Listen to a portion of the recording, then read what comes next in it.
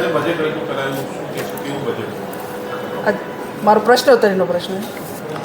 આજે માર્ગ અને મકાન વિભાગ જે પ્રશ્નોત્તરી કાળ દરમિયાન મારા 3જા નંબરના પ્રશ્નના જવાબમાં જે અમદાવાદથી રાજકોટ 6 લાઇન રોડ કે જેનું કામ 2020માં પૂરું કરવાનું હતું 2200 કરોડના પ્રોજેક્ટમાં 2024 થયું, હજી સુધી કામ પૂરું કરવામાં ના આવ્યું અને મંત્રી તરફથી એવો જવાબ મળ્યો કે આ કામ એ 5 પેકેજ કરી અને કોરોના સમયગાળામાં આ કામ થઈ શક્યું નથી. પણ વાસ્તવિકતા કંઈ જુદી હતી. આ એજન્સી જે કાંઈ કામ કરે છે એમને બાકીની સબલેટમાં 5 જેટલા અલગ અલગ એજન્સીઓને કામ આપ્યું છે અને કામ ન કરવા પાછળનું કારણ કોરોનાનું એટલા માટે બતાવવામાં આવ્યું કે એને સરકારે જે કાંઈ ગ્રાન્ટ હતી એ મંજૂર રકમ એ પૈકીનો 4%નો વધારો આપ્યો. એટલે એજન્સીને આડકતરી રીતે મદદ કરવા માટે કરીને કોરોનાનું બહાનું કાઢીને 2200 કરોડનો પ્રોજેક્ટ પૂરો ના કરી અને લોકોને જે કાંઈ હાલાકી અનુભવવી પડી એ માત્ર બાલાદવલાની નીતિ અને એમના ગમતી એજન્સીઓને કામ આપી અને ભ્રષ્ટાચાર માટેનું જે મોકળું મેદાન એ માર્ગ અને મકાન વિભાગ મારફત આપવામાં આવ્યું છે.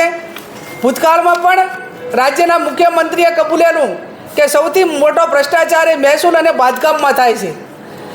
વર્તમાન સમયની અંદર ગુજરાતમાં જ્યાં જે એજન્સીઓએ ભૂતકાળની અંદર કામ કર્યું અને એ વખતે બ્લેકલિસ્ટમાં બ્લેકલિસ્ટમાં મૂકેલી એજન્સીઓ આજે પણ બીજી એના એવી સભ્યો અને એના એ રીતે કામ કરે છે. હું બનાસકાંઠાનો દાખલો આપું કે બનાસકાંઠાની અંદર જીપીસી કન્સ્ટ્રક્શન મારફત જે કામ કરવામાં આવ્યું, બ્રિજ ધરાશય થયો, 2 માણસોના મૃત્યુ થયા અને એની પાછળ કોઈ જ કાર્યવાહી કરવામાં ન આવી.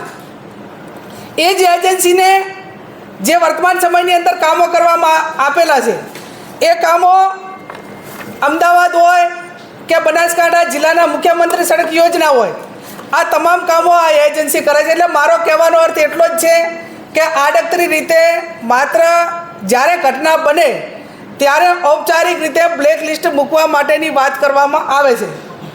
એની પાછળથી જે કોઈ કાર્યવાહી કરવામાં હોય એ કાર્યવાહી થતી નથી ને એટલા માટે કરીને એજન્સીઓને અને કંપનીઓને આ કામ માટે કરીને કોઈ ગંભીરતા લેતા નથી અને એના હિસાબે રાજ્ય સરકારના પૈસા વેડફાય છે. ક્યાંક પુલો પડે એના લીધે લોકોનું મૃત્યુ થાય છે. એટલે બેવડી નીતિમાં રાજ્ય સરકારે જવાબ આપ્યો છે. ત્યારે આ ગુજરાતની જનતાને કહેવા માગીએ છીએ કે કરોડો રૂપિયા જે માર્ગ ને મકાન વિભાગ મારફત ફાળવવામાં આવે છે એમાં અધિકારીઓ, કોન્ટ્રાક્ટરો અને અહીં બેઠેલા જે ટેન્ડર પાસ કરવાવાળાની મિલીભગતના કારણે આ સ્થિતિનું નિર્માણ થાય છે. બનાસકાંઠાના કોન્ટ્રાક્ટરે તો એવું જાહેરમાં કબૂલેલું કે ભાઈ આ ટેન્ડર મેં એમને લીધેલું નથી, કમલમમાં પૈસા આપીને મારું ટેન્ડર મંજૂર થયેલું છે. એટલે આવા આક્ષેપો જ્યારે ખુલ્લેઆમ પેપરોમાં અને ટીવી મીડિયા મારફત જાણવા મળતા હોય ત્યારે એ આ ગુજરાત માટે શરમજનક બાબત છે.